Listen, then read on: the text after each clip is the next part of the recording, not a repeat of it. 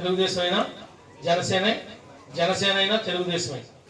ముందు ఏదో స్థానికుడు కాడు, ఎక్కడి నుంచో వచ్చాడు, ఎక్కడి నుంచి వస్తే ఏంటి, మన ఆంధ్రప్రదేశ్ వాడే కదా, మన మధ్యలో ఒక మనిషే కదా, ఎవరు అందరూ లోపలగా ఉన్నాడు ఇక్కడ పోటీ చేయాలని రూల్ ఉందా? ఎక్కడో కావు సాంబరావు 10 ఏళ్ళు ఎంపీ చేశాడు, ఇక్కడ ఆయన ఇక్కడ సొంత ఇల్లు ఉందా? మరి వీళ్ళందరూ గెలిపిలేదా? సినిమా కృష్ణ గెలిపిలేదా? ఈ ఏలూరుకి బయట నుంచి వచ్చి పోటీ చేయడం అలవాటే. కొన్ని అవతలడే ఏమన్నా ఇక్కడ లోపలడా ఆవిడ బయటడేగా తెలుగురా ఏమన్నా? మీరు అవన్నీ ఏం మనసులో పెట్టుకోవద్దు.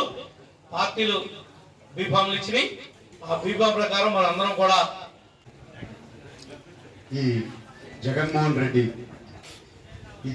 రెడ్డి అనేటోడు ఏం చేయాలో తెలియదు అతనికి. ఒకటి, అతనికి అడ్మినిస్ట్రేషన్ చేయడం రాదు, ఫెయిల్ అయిపోయాడు.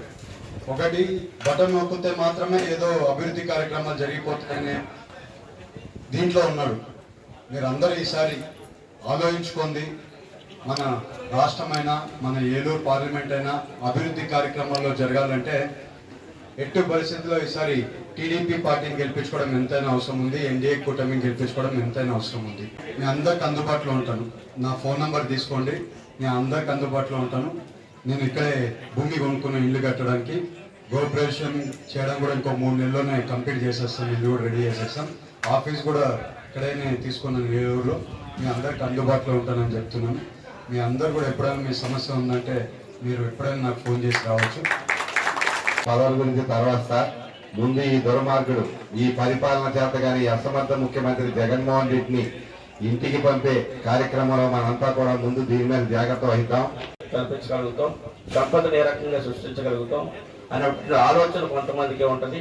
అట్లాంటి వ్యక్తిని మనకి ఈ రోజున ఏలూరు పార్లమెంట్కి మహేష్ యాదవ్ గారిని ఇవ్వటం అనేది చాలా సంతోషం.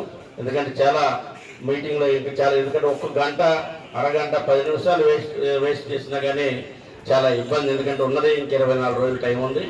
అందరం కూడా అంకిత భావంతో మనం అందరం కూడా కలిసికట్టుగా పనిచేసి మన యొక్క అసెంబ్లీ అభ్యర్థుల్ని అదేవిధంగా పార్లమెంట్ అభ్యర్థిని ఘనవీయంతో మంచి మెజార్టీతో గెలిపించుకొని ఈ దుర్మార్గుడైనటువంటి ఈ యొక్క అడ్మినిస్ట్రేషన్ తెలియనటువంటి ఒక మూర్ఖుడిని ఈ రాష్ట్రంలో ముఖ్యమంత్రిగా మనం ఎన్నుకున్న ఒక క్రిమినల్ని దాన్ని సెంచరీ కూడా జైలుకి పంపించే వరకు మనం అందరం కూడా మన యొక్క పోరాటం ఆకూడదని చెప్పి తెలియజేస్తూ ముగిస్తాం. వాడిని పంపడానికని ప్రత్యేకంగా నేను రాజకీయాల్లోకి వచ్చాను. నేను రాజకీయాల్లో నాకు 74 సంవత్సరాలు. ఈ మధ్యకాలంలో రాజకీయాలు నేను దూరంగా ఉందామని అనుకుని కూడా ఆ విధ్వంసాన్ని చూసిన తర్వాత నాలాంటి నేను మేధావని నేను అనుకుంటాను. నాలాంటి మేధావి కూడా మెదలకుండా ఊరుకుంటే ఈ ప్రభుత్వానికి పాల్గొనడానికి కృషి చేయకపోతే ఇక మన జీవితానికి అర్థం ఉండదు, పరమార్థం ఉండదు అనే ఉద్దేశంతో నేను ఆ రోజున 1 సంవత్సరాల క్రితం పవన్ కళ్యాణ్ గారి ఆధ్వర్యంలో నేను జనసేన పార్టీలో చేరి జనసేన పార్టీ ద్వారా అవసరమైతే ఆయన కూడా చెప్పాను. నేను ఆయనకి ఏమంటే నేను ఎంపీ క్యాండిడేట్గా పోటీ చేస్తాను, నన్ను దృష్టిలో పెట్టుకోలేదు. అయితే పొత్తులో భాగంగా ఒక సైకో అంటే ఎదుటివాడు బాధపడుతుందని చూసి ఆనందించే తత్వం అనమాట, శాడిస్ట్. అంటే చిన్నపిల్లల్ని మనకి గిచ్చి కొంతమంది ఏం చేస్తారంటే చిన్నపిల్లలు ఉన్నారనుకోండి, అన్ని గిచ్చి ఆడు ఏడుస్తుంటే ఆనందిస్తారు. అటువంటి మనస్తత్వం, అటువంటి సహించమైన మనస్తత్వం, అటువంటి మనస్తత్వాన్ని ఒకసారి మనం ఎన్నుకుంటే మన భావితరాల వాళ్ళకి మనం సమాధానం చెప్పలేని పరిస్థితి. ఈ మధ్యకాలంలో చాలామంది మన పిల్లలు, మీలో చాలామంది పిల్లలందరూ కూడా అమెరికాలో ఇంగ్లాండ్ వెళ్తున్నారు. మనం కూడా ఆలోచపడి వెళ్ళాల్సింది. అటువంటి పరిస్థితి ఈ ఆంధ్ర రాష్ట్రంలో ఉండే పరిస్థితి కాదు. ఈ పరిస్థితుల్లో అంటే నేను మీ అందరికీ చెప్పడం ఎందుకంటే మీరందరూ తెలుగుదేశం మన ఓటర్లే, తెలుగుదేశం బీజేపీ కూటమి ఓటర్లే. మీకు చెప్పాల్సిన అవసరం కాదు, మీరు ప్రజలకు చెప్పాలి. మనందరం కూడా ప్రజలకు చైతన్యవంతం చేసి ఎక్కువ శాతం ఓట్లు పోలేటట్టు చూసుకుంటే మనం అఖండ మెజార్టీని సాధిస్తాం. అలాగే మన మహేష్ యాదవ్ గారు నేను ఇందాక చెప్పినట్టుగా మనకి అందరికీ అందుబాటులో ఉంటారు.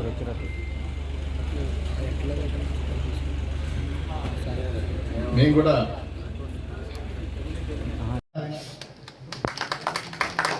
ఆ తమిళ్లో నేను ఎంపీగా చూసుకుని ఆయన ద్వారా నేను అనుకున్నవన్నీ కూడా నేను ఏదైతే ఎంపీ అయిన తర్వాత నేను ఏదైతే ఏ రకంగా అయితే ఈ దేశానికి ఈ ప్రాంతానికి సేవ చేద్దాం అనుకున్నానో అటువంటి సేవలన్నీ కూడా ఆయన కరెక్ట్ నేను వచ్చాను మా చంద్రలేని ప్రభాకర్ గారు ఆయన ఆయనకి పొద్దునుంచి నాకు కూడా ఈ శాశ్వతంగా ఇక్కడ ఉంటారు. విషయం ఏంటంటే మనం గుర్తించాల్సింది ఈయనకి మనకి అందుబాటులో ఉంటారు. ఈయన ఎక్కడో కడప, ఈయన మనకి ఎక్కడ ఉంటాడే అనుకోవాలి. ప్రజలు అనుకుంటారు, ఎవరికి చెప్పాల్సిన అవసరం ఉంది. మనందరం ఈయన అందుబాటులో ఉంటారు మనందరికీ. మన ఎమ్మెల్యేలు అందుబాటులో ఉంటారు. ఎమ్మెల్యేలు పిలిచినా కానీ ఈయన కూడా మనకి ఎప్పుడు అందుబాటులో ఉంటారు. ప్రజల మనిషి, ప్రజా సమస్యల పట్ల.